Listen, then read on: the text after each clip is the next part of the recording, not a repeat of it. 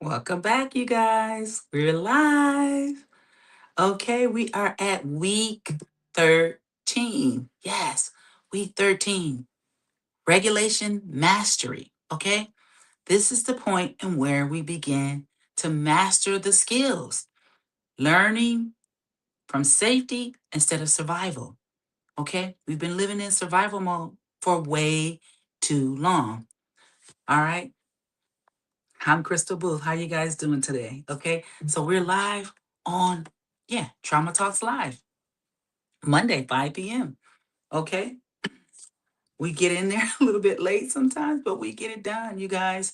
So why you keep going back to survival mode? That's what we're going to cover today.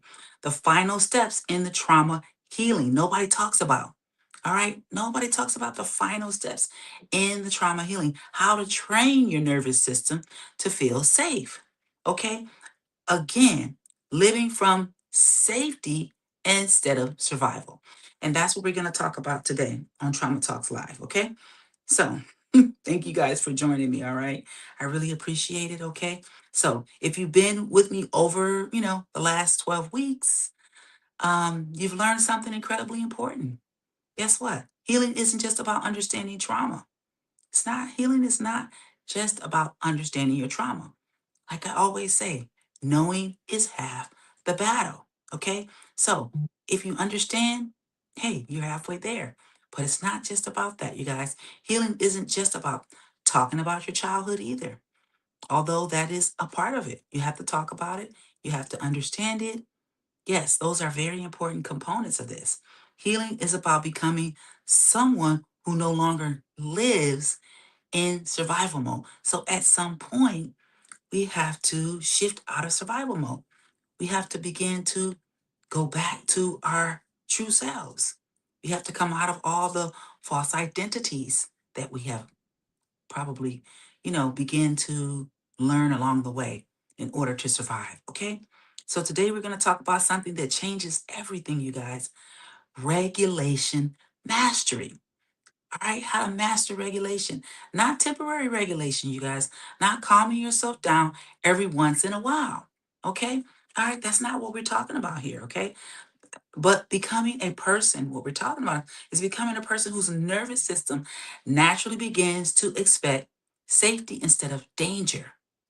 So when your nervous system gets to the point where you actually expect safety, right? That's your expectation, that you are safe, not that you're in danger. Because if your nervous system believes that it's in danger, you're gonna go back into survival mode again. And you're gonna do all the things, you know, that mean you're in survival mode. Let me give you some examples of that. Like you might start to, you know, change what you're gonna say and try and edit what you're gonna say to, you know, coincide with the person you're talking to. That's an example of being in survival mode. Okay? All right. When your nervous system feels like it's in danger, that's what you'll do. You'll begin to, people please. Yeah. People please. You'll begin to, edit what you're saying instead of being assertive in your communication. An example could be you might become passive in your communication, disingenuous. You might not operate from an authentic place. Those are some examples of what people do when they are in survival mode. Just a few examples, okay? Because here's what many people don't realize, you guys. You can leave the trauma behind. You can leave the narcissistic relationships behind. You can leave the abusive job behind, and your nervous system may still be waiting for the next attack. Your nervous system may still be thinking that, hey, something bad is going to happen. You might wake up, feeling like trauma or feeling, terror or feeling worried or anxious. Okay, that's a nervous system that's still in survival mode. Okay, today we're going to change that. Okay, so regulation mastery. So, welcome back. Okay, all right, again, my name is Krystal Boothe, and I am a licensed clinical social worker. I'm a trauma therapist, and I'm the, founder of Wings of the Future. Okay, so here we're going to combine trauma psychology, neuroscience, attachment, faith, and emotional healing. Yes, that means self empathy exercises. That means somatic work. Okay. Emotional healing is so important, you guys. All right. So practical tools that help people. That's what we do here. Finally experience peace. Because I know that's what you want to do. I know you want to finally experience the peace that you've always, deserved and wanted. Okay. All right. So that's what we're going to get into. So I want you guys, I'd love for you guys to, if you can, I'd love for you guys to join me, today and let me know you're here. Say I'm live in the comments. Do that for me, okay? Go ahead and like, share, and subscribe because this type of content, you know what? We need to do this together. Okay. We need to work together so that this content continues. Okay. So if you don't mind, go ahead and, you know, like, share, and subscribe it. Go ahead and put live in the comments and let me know you're here. Yeah, get some more people. Go find your friends. Go find people who you think really would benefit from this and grab them and tell them, hey, come and watch. Come, we're live right now. All right. All right. So, what situation still makes your body feel unsafe? That's the question. Okay. And you can answer that in the comment for me. What situation still makes your body feel unsafe, even when your mind knows that you're okay? Those are the situations that we want to deal with today. Those are the situations that we want to address. So let's talk about it, you guys. Let's talk about it. All right. All right. So, what does regulation mastery actually mean? Okay, most people think regulation means I calm down. No, that's not what regulation means. That emotional regulation mastery is way bigger than just I calm down. I was upset and I calmed down. I regulated. In a way, I kind of get why you would think that, but it's more than that. Okay, you guys. All right. So stop. Use regulation mastery is when you stop constantly scanning for danger. Essentially, what regulation mastery is when you get to the point, you guys, where you're no longer in hypervigilant mode, or you're no longer in constant worry that you are unsafe. That's when you know you're regulating. That's when you know you're starting to come out of survival mode, when you stop worrying that you're in danger, I'm in danger, I'm in danger. All right, you stop scanning for that danger, okay? You stop expecting abandonment from people. You stop preparing your body for rejection. Okay? You stop that and you stop assuming conflict is around every corner. You stop, yeah, that's a big one. Because, when you are been in survival mode for so long and when you've dealt with these types of things so long, guess what? Your body believes that more than it believes that it's safe. Okay? So instead of safety becomes, instead, what happens when you start to regulate your body, guess what? Safety becomes the baseline. Safety becomes the baseline where your nervous system stays, where your nervous system lives. Okay? All right. So let me give you a scripture to illustrate this. Okay? It's in Isaiah 26:3, you guys. You will keep him in perfect peace whose mind is stayed on you. Okay? Notice something. God doesn't promise perfect circumstances. He promises perfect peace. Perfect peace when your mind is stayed on him. Okay? All right? That's how it works. Okay? That is how it works. All right? I hope you guys got something to drink. I hope you guys, you know, this is your dinner time, maybe. Maybe you have your food in front of you and maybe you're eating and everything. But don't forget, get a pen and paper, you guys. Get something to write this down, okay? And also keep in mind, we are gonna make this you know, available. Okay? Excuse me. I had a little bit of Coca-Cola before I got on here. But yeah, do me a favor and go ahead and get a pen and a paper. All right, because we're gonna get into this today, okay? So survival mode becomes a identity. Trauma doesn't simply teach behaviors. No, it creates identities. I don't know if you knew that, but trauma creates identities, okay? Let me give you some of the identities that trauma can create for you.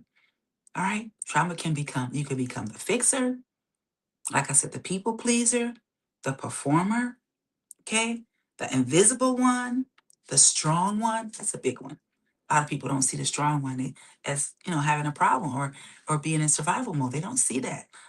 All right? So the hyper independent one, the caregiver, take care of everybody, definitely don't see the caregiver. The strong one and the caregiver is hard to see. I can see where you wouldn't think that that would be trauma identity. I can see where you could maybe see that person, think that person was not in survival mode. But in fact, that person is. Okay? So these identities were never who you were. Remember, they were survival strategies. They were ways in which your nervous system adapted to whatever it needed to do to stay safe in that moment. Okay? Parents are arguing. Hey, maybe if I, go in and fix, be really, really cool with my dad, be really cool with my mom, and kind of get them to, so that I can feel safe again. Because now I don't feel safe. Mommy and daddies are arguing. There's domestic violence in the home or something like that. All right. These types of things will cause an individual to go into survival mode and do whatever they need to do to stay safe. Okay. So let's get into it. Identity forms through repeated nervous system experiences. So maybe you had something that happened, but maybe it didn't happen a lot. But maybe it happened enough. It could happen a few times.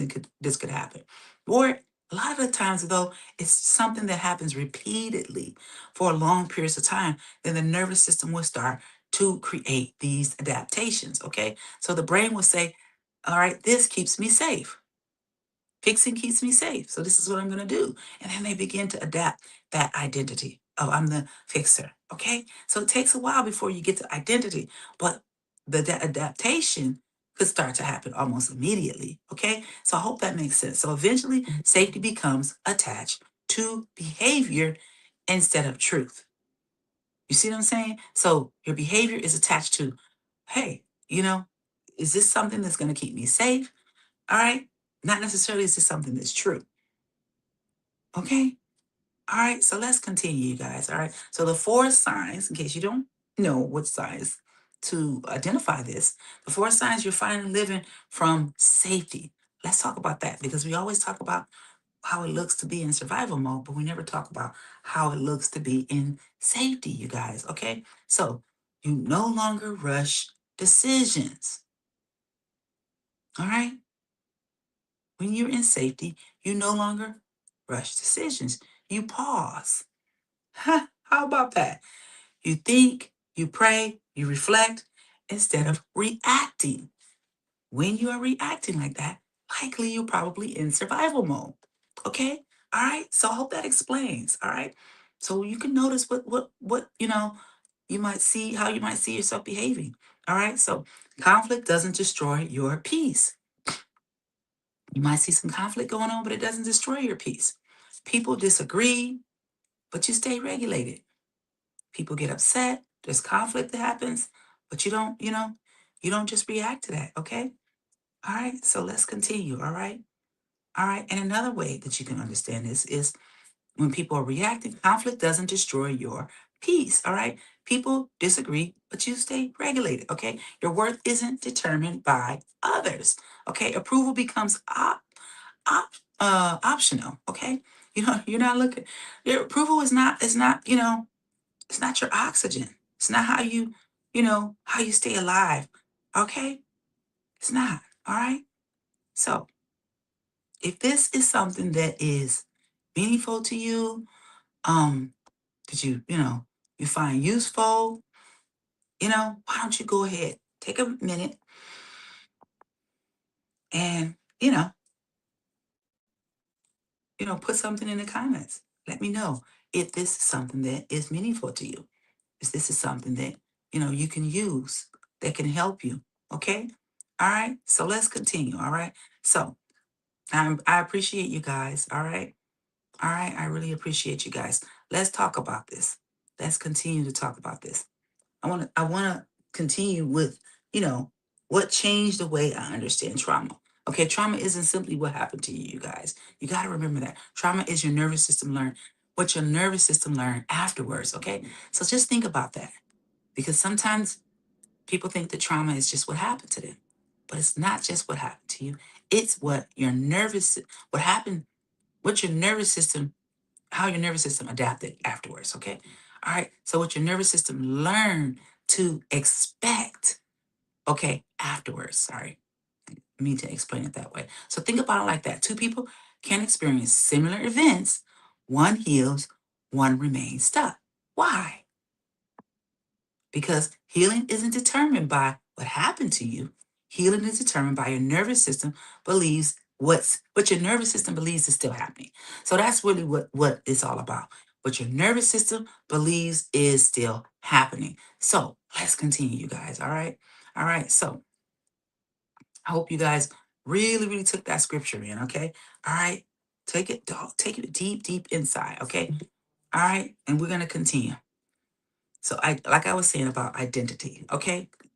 Write this down, okay? Identity develops through repeated experiences, like I said. So I had to go back and kind of think about, okay, what is trauma? Trauma is what your body believes is going to happen next. You get it? It's not just an experience, but it's what your body believed about that experience. Okay? So identity develops through the repeated experiences. So now what your body believes about the experience and then the repeated experience, those come together and they formulate the identity. Okay. So children constantly ask one question: who do I have to become to stay connected?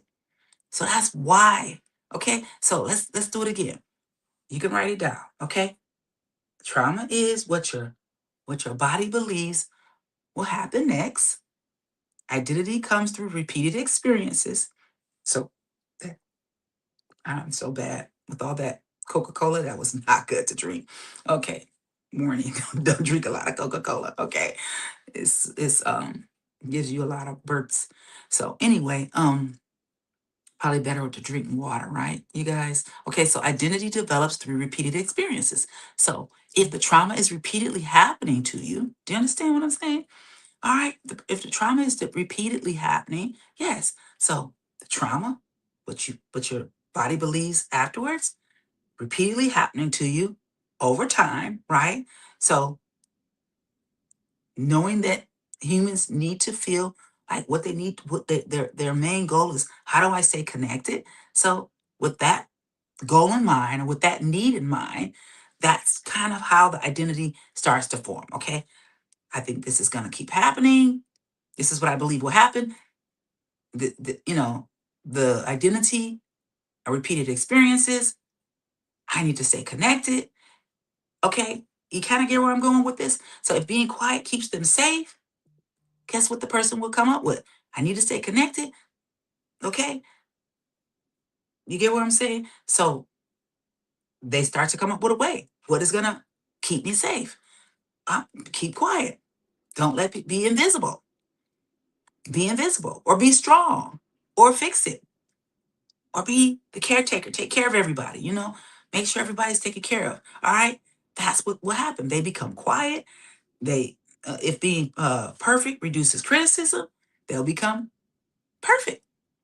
You see where the identity formation is starting to happen, okay? If being perfect reduces criticism, I'll stay perfect, okay? They become perfectionists from this, okay? And if taking care of everyone else prevents conflict, they become the caretaker, like I said, okay? So eventually the brain records those adaptations as identity.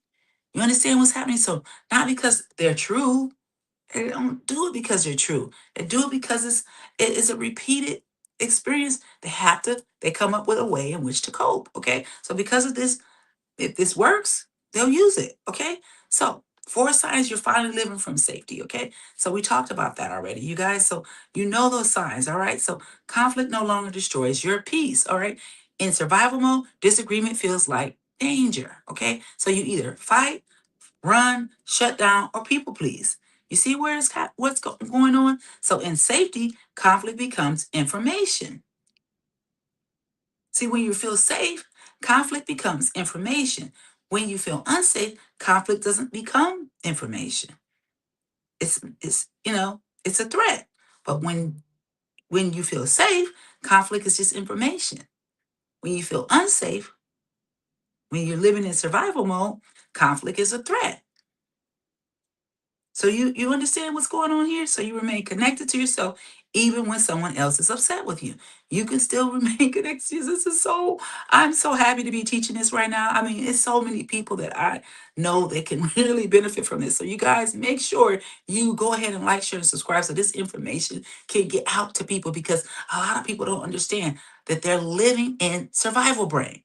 Okay? They're not living from a regulated place. That's why they're having a hard time with conflict. Conflict is danger for them because they're not living in a regulated body. Okay? All right. So you see what I'm saying? So because when a person is living in a survival mode, when a person has adapted to a particular identity, such as caregiver or any of those things I mentioned, guess what? They see conflict as threat.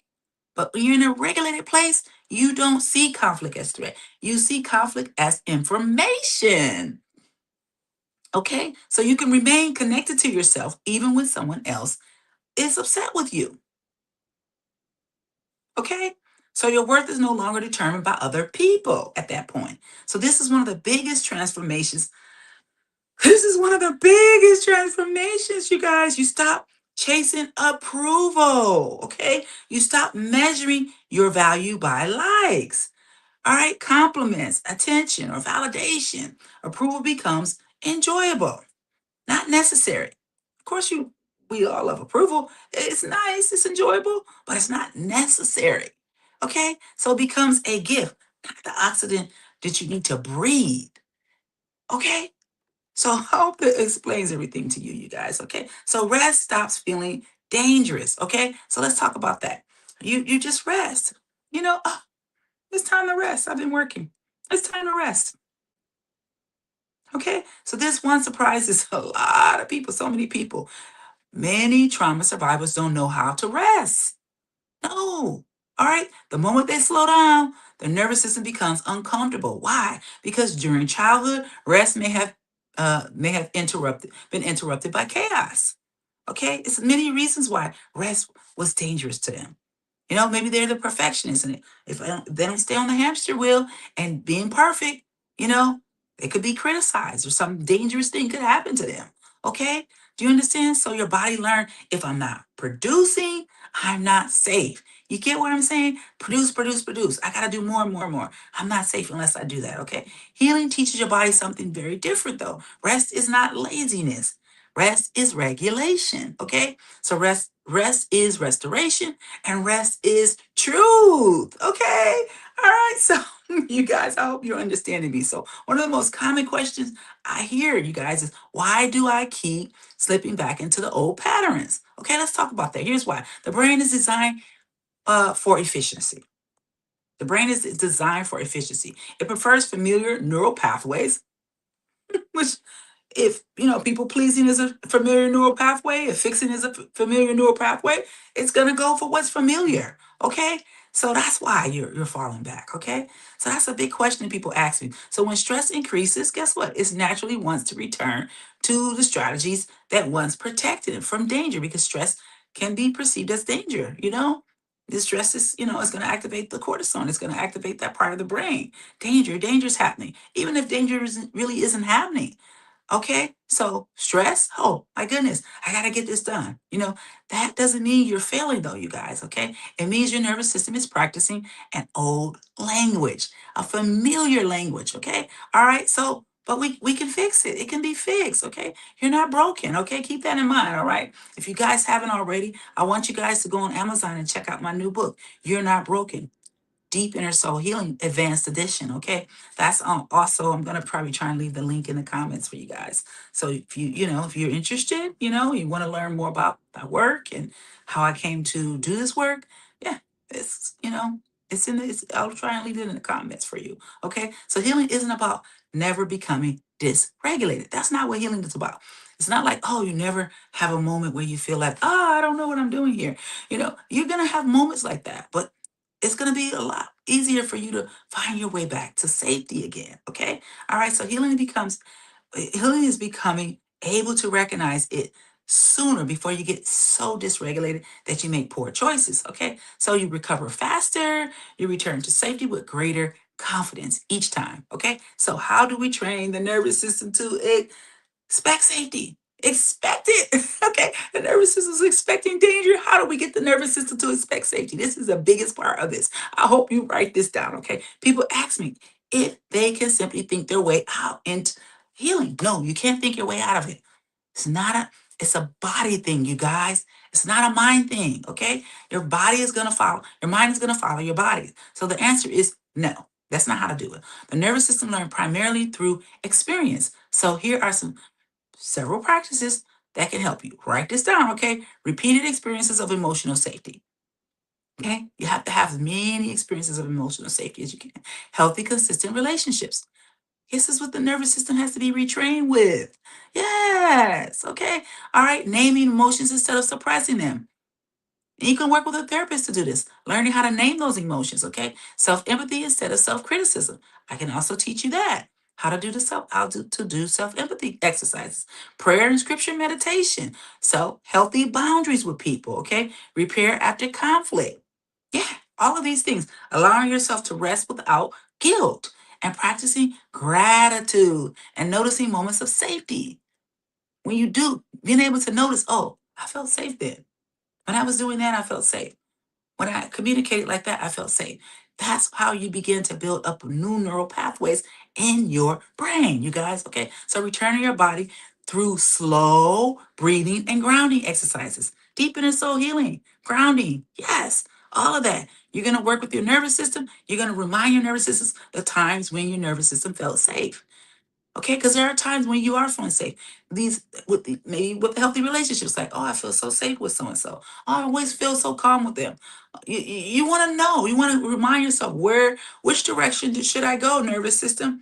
Yeah, it'll tell you. Okay, so through Scripture, God repeatedly says, "Do not fear," not because fear never exists. It's not why He says that because his presence changes what fear means. Okay. So you understand that? Be still and know that I am God. Stillness isn't simply about being quiet. That's not what it's about. It's about allowing your nervous system to experience that are held by someone greater than you, your circumstances. So your experiences, okay? You can sit with them. Sit with those experiences. Sit with those emotions. Sit with those feelings. I want to slow down for a moment. Close your eyes if you're able, you guys, okay? Take a slow breath in and slowly breathe out. And ask yourself, what does my body still believe is dangerous? What does my body still believe is dangerous? What would it feel like if I no longer had to protect myself from everything? What would happen if I no longer had to protect myself from everything? Who would I become if safety became my new normal? Who would I become if safety became my new normal? Okay, so don't rush those answers. Those are just answers you're going to ask. You can rewind this over and over again. Okay, listen to what I'm saying over and over again. Write it down. All right, healing often begins with honest awareness, just honest awareness. Okay, so I want to finalize this today, you guys. This has been great. I really enjoyed this. Okay, I want to leave you with this though. Okay, you were never created to live in constant survival. No, you were not. Your nervous system adapted because it had to adapt, okay? Honor those adaptations. Honor those adaptations, okay? That's what you had to do at the time. But as time goes on, things change, okay? So they protected you. Those adaptations protected you. So you honor what had to happen at the time, but they don't have to lead you forever. They don't have to be the answer forever. So today you can begin teaching your body a new story. Okay? All right. Where relationships can be safe. Relationships are safe. Where boundaries are healthy. Okay? Where rest is holy. Okay? And where your identity is rooted in what God says you are, not in what trauma taught you. No. Okay. So the journey doesn't happen overnight, you guys. Every moment, guess what? You choose regulation over being reactive. Okay. Truth over fear and connection over protection. You're building a life that no longer revolves around survival. That's what you can do. Start building a life that no longer revolves around survival. You're becoming someone who knows what it feels like to truly live from safety. Okay? All right. So tonight's message, if it encouraged you, I love you guys to do 3 things for me. Share this video with someone who you think us living in survival mode. Like I told you, share this video, get it out there, leave a comment, absolutely, with one thing that you'll practice this week to cultivate greater safety. Okay? Noticing, like I said, just noticing when you felt safe. I love that one. Just noticing, oh, when are the times when I do feel safe? What am I doing? Who am I with? Where am I at?